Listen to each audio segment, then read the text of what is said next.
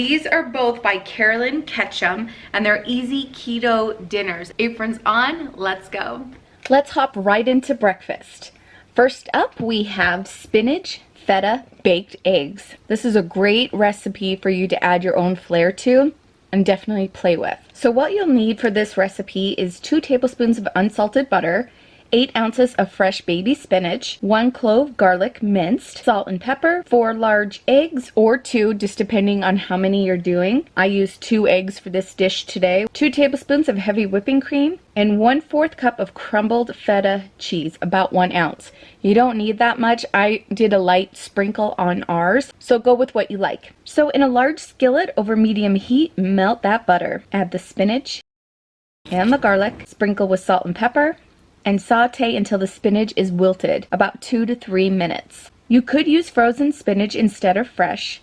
All you have to do is thaw it and squeeze out all the moisture. If you have small ceramic baking dishes, those would be super cute with this, but I just use my good old pie plate. But if you want to make more of these and make them for your big family, just use a big casserole dish. So you'll divide your mixture among your pans and then add in your cooked spinach.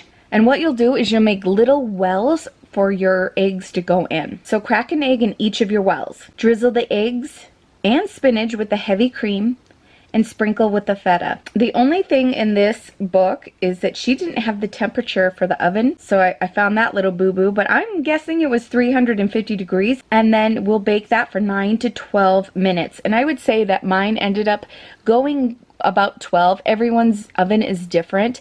Basically, you're going to cook the egg to your liking and season with any additional salt and pepper to taste. You guys, this was out of this world. It was so delicious and actually filling. This is now one of my favorites. I absolutely love spinach when it's flavored up, and adding that creamy egg, oh, it knocked it out of the park. The next 3 recipes I'm going to share with you would be great for lunch or dinners. So first up, we have cilantro lined grilled chicken. You guys, this is so flavorful. In a gallon-sized plastic bag, combine the ingredients for the marinade. So for your marinade, you will need 1/4 cup of fresh lime juice. I thought I bought limes, couldn't find them. The recipe does call for 2 teaspoons of grated lime zest. I didn't have it, but this recipe didn't miss a beat with the limes.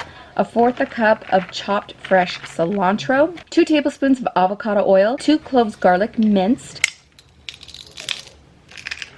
1/2 teaspoon both of black pepper and ground cumin, 1 teaspoon of salt, and 1/2 teaspoon of red pepper flakes.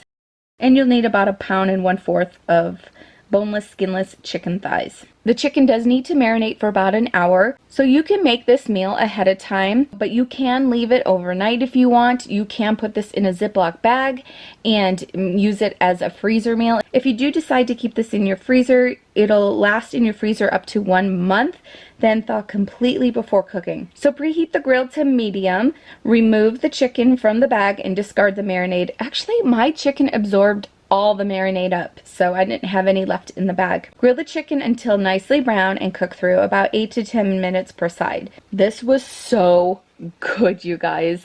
This would be yummy on salads. This was delicious. Next up, we have Mexican cauliflower rice skillet.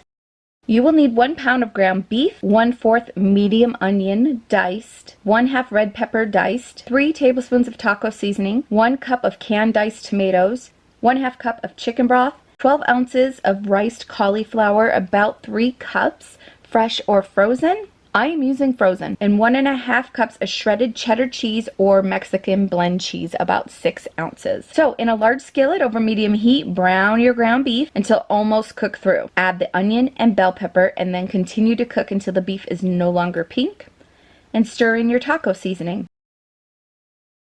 Add the tomatoes and rice cauliflower and stir until combined. Stir in the broth and bring to a simmer. Reduce the heat to medium-low and then cook until the cauliflower begins to soften. This will take about 8 to 10 minutes. Sprinkle the cheese over the beef and cauliflower mixture and cover the skillet. You'll just cook until the cheese is melted, about 3 to 4 minutes. Serve with your favorite taco toppings like sour cream, avocado, tomatoes, black olives, cilantro, whatever you want. It was very scrumptious. very flavorful. It was good. Carolyn says in her cookbook that this meal is one of the most popular recipes on her website. That is awesome. I'm saving the best for last. This is the spinach and artichoke stuffed portobellos. Oh my gosh, you guys. So good. You're going to need 4 portobello mushroom caps, 2 tablespoons of avocado oil, and salt and pepper. So we're going to remove the stems and gills from the mushroom caps and brush the insides and the outsides with oil. I only did the inside. It did just fine. Season the inside of the caps with salt and pepper. We're going to stuff these bad boys. And so for the stuffing, you will need 4 ounces of frozen artichoke hearts, thawed and chopped.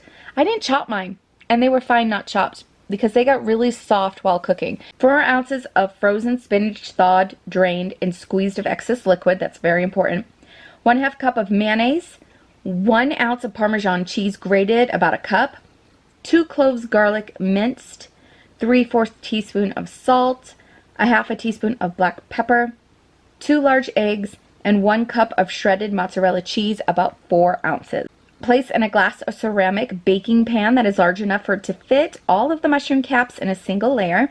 To make the stuffing, we're going to stir together the artichoke hearts, the spinach, mayonnaise, Parmesan, garlic, salt, and pepper in a medium bowl. Then we're going to add the eggs and stir until well combined. I forgot to put the eggs in. I already started stuffing my mushroom caps and I put it back in the bowl and added my eggs. Yeah, I was rushing.